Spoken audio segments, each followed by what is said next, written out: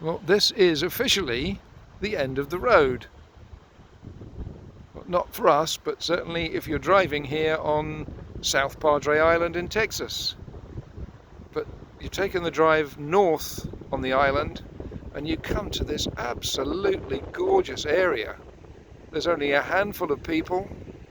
There are acres and acres of sand dunes and open beach.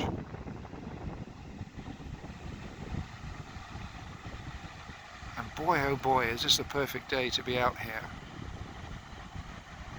Yep, Susan and Ruthie are here too, along with just a handful of people who've figured out that if you also stop here for the night, you've pretty much got the place to yourself.